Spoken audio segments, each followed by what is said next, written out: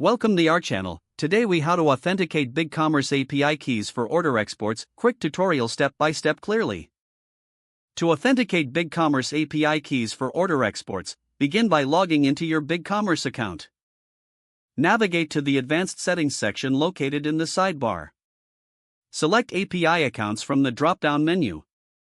Click on the Create API Account button to start the setup process. Enter a name for your new API account.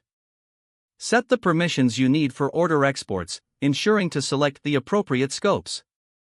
Once you've configured the settings, click on Save to create your API key. Take note of your client ID, client secret, and access token as these will be required for authentication. Now, open your preferred coding environment or API testing tool. In your code, start by importing an HTTP client library. Next, prepare your API request URL to access the order's endpoint. Include your client ID and access token in the header for authentication. Make a GET request to the order's API endpoint. Check the response status to ensure your request was successful.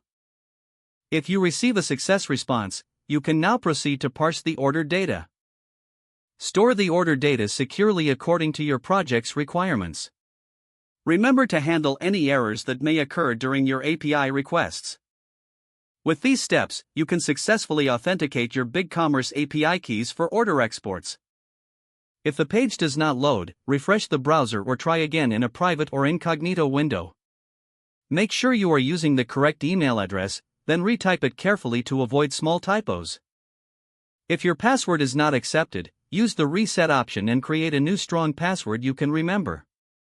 Check your spam folder for verification or security emails, then complete any requested confirmation steps.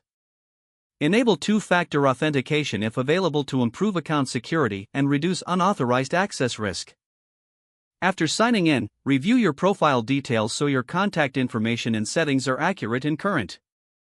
If you see an error message, note it down and try again after restarting your device and internet connection.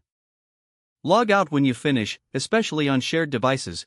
If the page does not load, refresh the browser or try again in a private or incognito window.